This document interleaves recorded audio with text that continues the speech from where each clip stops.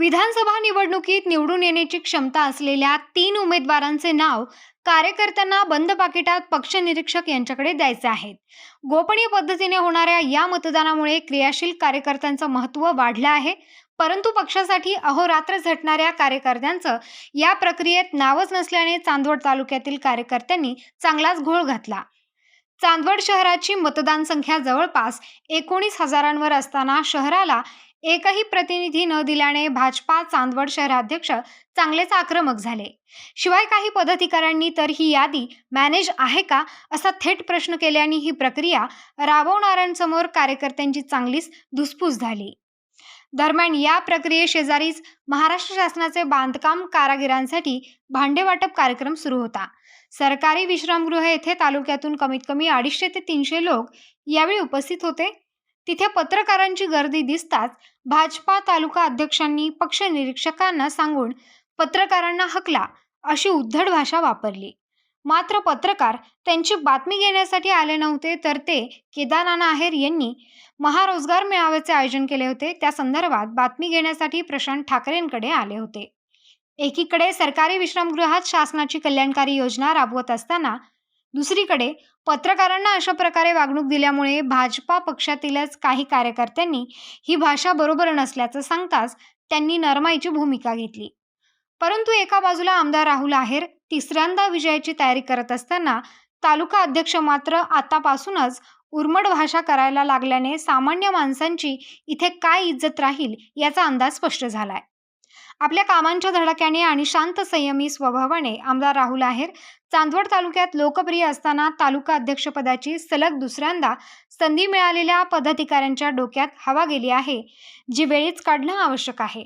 अन्यथा असे नेते आमदार राहुल आहेरांना अडचणीची ठरण्याची शक्यता आहे.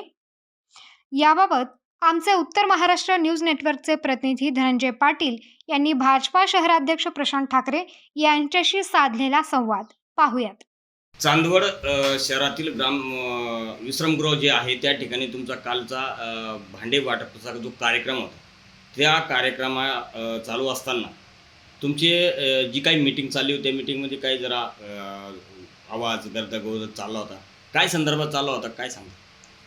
हे बघा, कालचा जो कार्यक्रम झाला तो बांधकाम मजूर कामगार कल्याण महामंडळ आणि आमदारांच्या विद्यमाने त्यांनी गोरगरीब मजुरांना भांडे वाटप आणि त्यांनी ते बांधकामाचं किट त्यांना वाटत होते.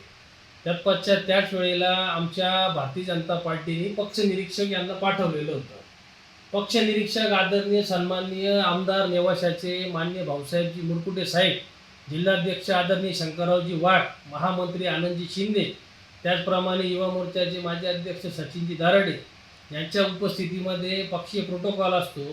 पक्षीय प्रोटोकॉलमध्ये जेव्हा इच्छुकांची संख्या जास्त असते तर आपल्याकडे इच्छुक उमेदवार आहेत, स्वतः विद्यमान आमदार आहेत, केदारनाथ आहेर आहेत, डॉक्टर आत्मारामजी कुंभाडे साहेब आहेत, भूषण भैया कास्तीवाला आहेत, बाळासाहेब माळे आहेत.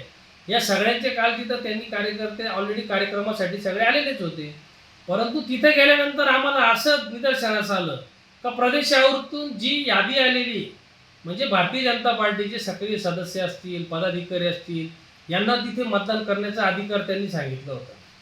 आणि संपूर्ण चांदवड तालुक्यामधून फक्त 70 नावं आलेली होती. आणि काल देवळाची पण यादी होती. तर चांदवड आणि देवळाच्या यादीमध्ये देवळा शहराची यादी नव्हती आणि भारतीय जनता पार्टी चांदवड शहराची देखील यादी नव्हती. आता चांदवड शहराचं मतदान 19,000च्या आसपास आहे. त्या मतदानाच्या अनुषंगाने एक देखील नाव शहरातून नव्हतं. मग ही यादी फिक्स केलेली आहे का असा जाब मी स्वतः प्रशांत ठाकरे शहराध्यक्ष चांदवड या नात्याने मी पक्ष निरीक्षकांना जिल्हाध्यक्षांना विचारलं का ही यादी आली कशी आणि आली कुठून.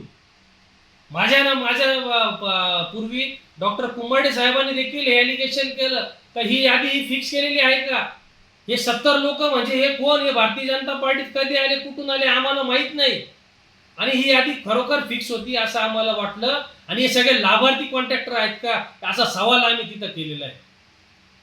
आणि तुम्हाला सांगतो, भाजपाचे आमचे ज्येष्ठ एवढे नेते होते, शहरातील असतील, तालुक्यातील असतील, सगळे ग्रामीणचे सरपंच अपेक्षित त्या यादीमध्ये कोण पाहिजे का पक्षाचे सरपंच, उपसरपंच, पक्षाचे पंचायत समितीचे सदस्य, जिल्हा परिषद सदस्य, नगरसेवक, शहराध्यक्ष, शहराची फादरची बॉडी, अंगीकृत संघटनांचे अध्यक्ष, या सगळ्यांना त्यांनी विचारात घ्यायला पाहिजे होतं. त्यांनी विचारात घेतलं नाही आणि यादीमध्ये 70-80 लोकांचे जे नावं आले तेवढ्यालाच फोन केले, बाकीच्यांना काही फोन नव्हते. पण कार्यक्रम चालू असल्यामुळे सगळेच्या सगळे तिथं उपस्थित होते, म्हणून हा जाब मी स्वतः त्यांना विचारला आणि त्याच्यानंतर त्यांनी न्याय द्यायला काम करायला सुरुवात केली. असं चालत नाही.